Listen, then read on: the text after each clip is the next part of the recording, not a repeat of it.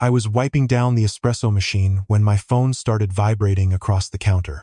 The coffee shop was empty except for a college kid hunched over her laptop in the corner. I almost didn't answer, unknown number. But something made me pick up. Is this James Martinez? Yeah, who's this? Mr. Martinez. This is Dr. Sarah Chen from Dallas Children's Medical Center. I'm calling about your daughter, Emma. My daughter. The words hit me like a punch. I hadn't seen Emma in 4 years. 4 years since a judge looked at fabricated evidence and decided I was too dangerous to be around my own child. What happened? Is she okay? She's stable, but she was brought in an hour ago with severe symptoms. Mr. Martinez, we need you to come to the hospital immediately. There's something we need to discuss in person. My hands were shaking as I grabbed my keys. The shop owner, Marcus, took one look at my face and told me to go. I was in my truck before I remembered I was still wearing my apron. Dallas Children's was 90 minutes from my apartment in Fort Worth. I'd moved there after the divorce, after Rebecca's mother, Margaret, convinced the court I was a monster. After I lost everything, the highway blurred past. My mind kept replaying that last day I saw Emma. She was 2 years old, reaching for me as Rebecca carried her away from the courthouse. "Daddy," she'd screamed. I can still hear it. Margaret Morrison had orchestrated everything. Falsified police reports claiming I'd threatened Rebecca. Fake photographs of bruises. A conveniently timed DUI arrest that she'd somehow arranged even though I rarely drank. She had money, connections, and the best lawyers in Dallas. I had a public defender who seemed half asleep during the hearings. The judge bought every lie. Sole custody to Rebecca. No visitation rights. A restraining order. I was erased from my daughter's life like I'd never existed. I tried to rebuild. Got this job managing a coffee shop. Started seeing a therapist.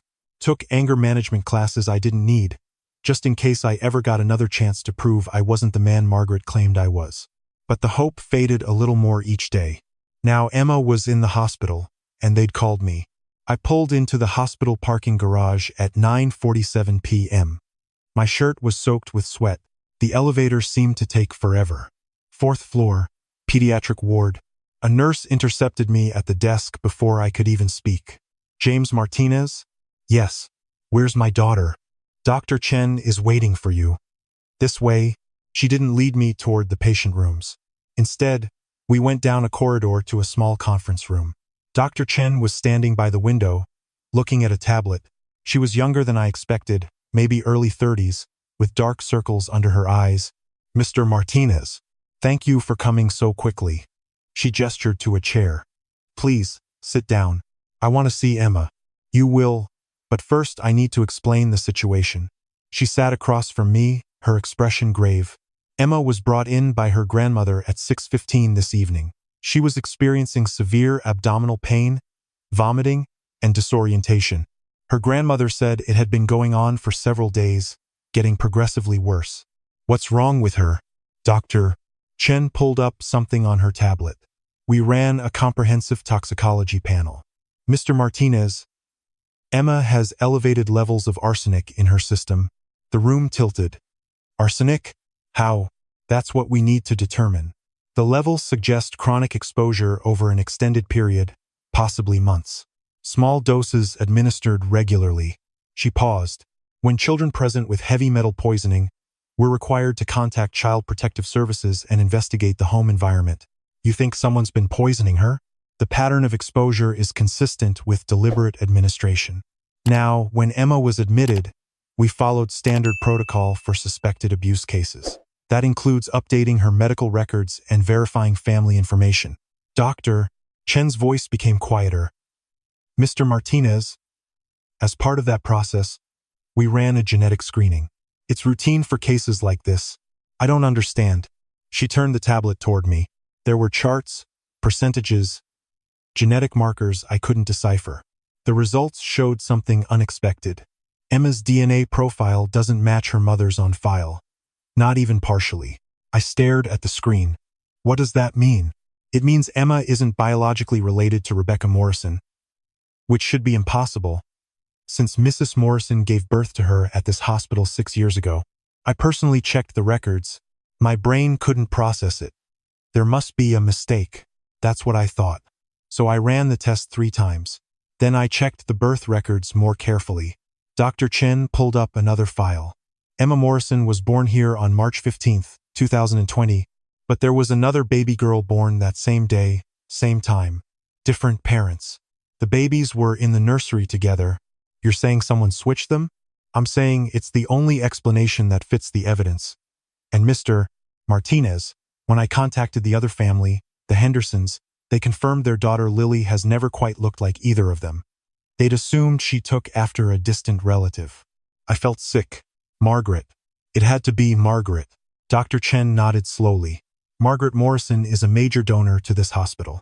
She's on the board. 6 years ago, she had access to areas most visitors don't. And according to the records, she was here during the births, waiting for her granddaughter. She switched the babies, but why? I can only speculate. But if she was concerned about Rebecca's choices, about who the father was, Dr. Chen let that hang. Because I wasn't good enough. Margaret had made that clear from the day Rebecca introduced us. I was a software engineer making decent money, but my family were immigrants. My dad was a mechanic. We didn't belong to country clubs or have buildings named after us. The police are on their way, Dr. Chen said. And CPS? This is beyond anything I've encountered. Can I see her? Please? Dr. Chen stood. Follow me. Emma was in a private room, hooked up to an IV. She looked so small in the hospital bed. Pale, fragile, her dark hair spread across the pillow. She had Rebecca's eyes, I'd always thought, but now I looked closer and realized they were different. Greener, like the photos Dr. Chen had shown me of the Henderson girl. This child wasn't mine biologically. Margaret had made sure of that. But she was still my daughter. I'd been there for her first steps, first words. I'd stayed up all night when she was sick, changed 1,000 diapers, read her stories until she fell asleep. Hey, baby girl, I whispered. Her eyes opened, confused at first, then widening. Daddy? I almost broke down. She remembered me. Yeah, it's me. It's Daddy. I don't feel good. I know, sweetheart. But the doctors are going to make you better. I took her small hand. I'm here now. I'm not going anywhere. The police arrived 20 minutes later. 2 detectives, Thompson and Rodriguez. They took my statement in the conference room, while Dr. Chen stayed with Emma. I told them everything. The custody battle, Margaret's fabricated evidence, the restraining order, the 4 years of silence. And you had no contact with your daughter during this time? Thompson asked. I wasn't allowed to. I tried sending birthday cards. They were returned. I hired a lawyer to contest the custody arrangement, but Margaret's legal team buried us. Rodriguez was taking notes. Tell us about your relationship with Margaret Morrison. She hated me from day one. Rebecca and I met in college. Margaret wanted her to marry someone from their social circle, someone with the right pedigree. I laughed bitterly. She told me once that I'd contaminated her daughter's life. Those were her exact words. When did you last see Mrs. Morrison? 4 years ago. At the final custody hearing, Thompson exchanged a look with Rodriguez. Mr. Martinez, we're going to need you to stay in Dallas for the next few days. Don't leave town. Am I a suspect? Right now, we're investigating multiple potential crimes. Baby switching, fraud, attempted murder. You're a witness, and potentially a victim. But until we sort this out, you stay put. They left to interview Margaret. I stayed with Emma. Over the next 3 days, the truth came out piece by piece.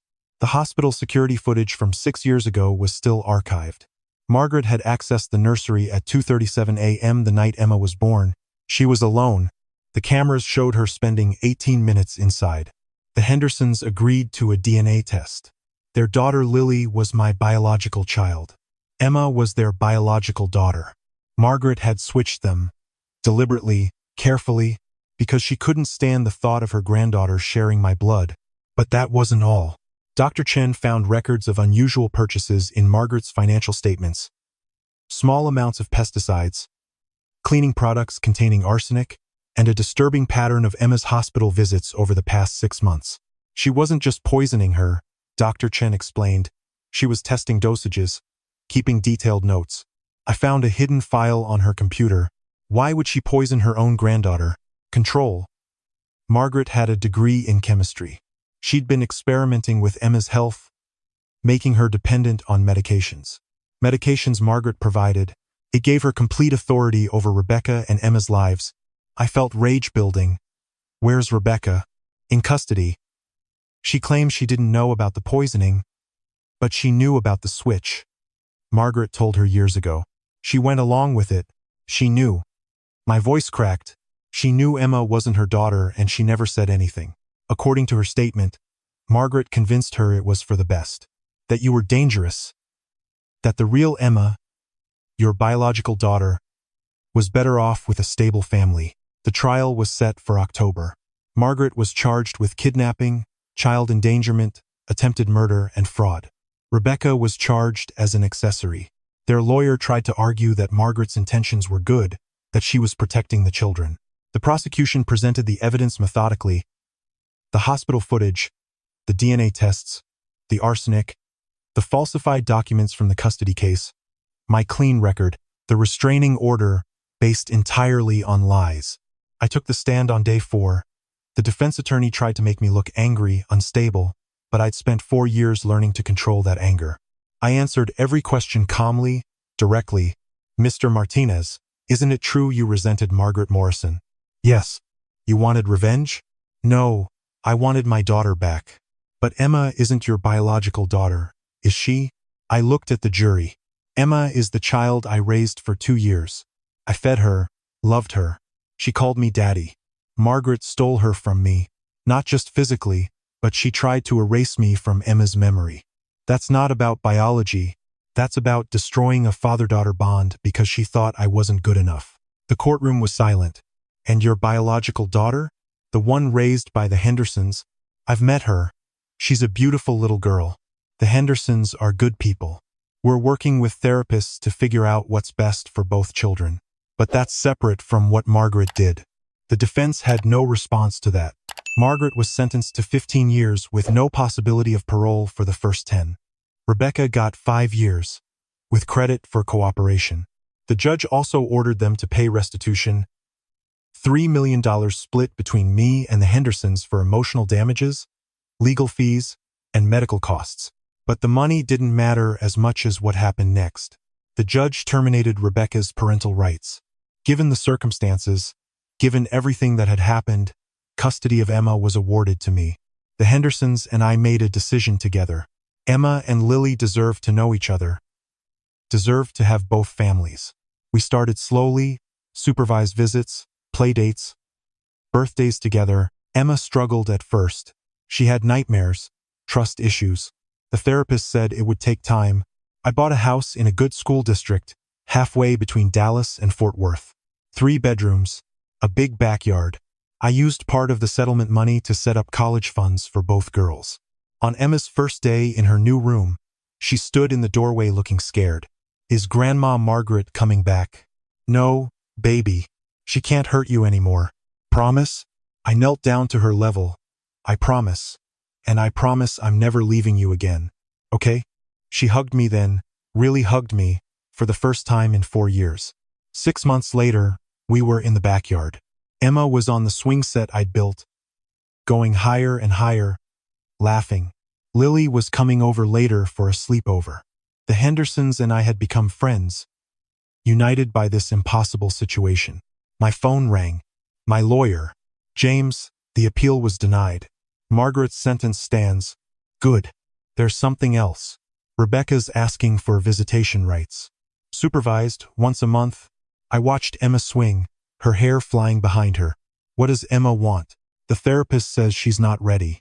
Maybe in a year or 2, maybe never. Then no. Not until Emma asks. Because this wasn't about revenge anymore. It wasn't about what Rebecca or Margaret wanted. It was about a little girl who'd been used as a pawn in someone else's game. Emma jumped off the swing and ran over. Daddy, can we make pancakes for dinner? Absolutely. With chocolate chips? Is there any other way? She giggled and grabbed my hand, pulling me toward the house. Behind us, the swing swayed empty in the breeze. I'd lost 4 years with her. 4 years I'd never get back. But I had now. I had tomorrow. I had every birthday, every school play, every scraped knee and bad dream and triumph from here on out. Margaret had tried to take that away because she thought I wasn't worthy of being a father. Because my last name was wrong, my background insufficient, my bloodline impure.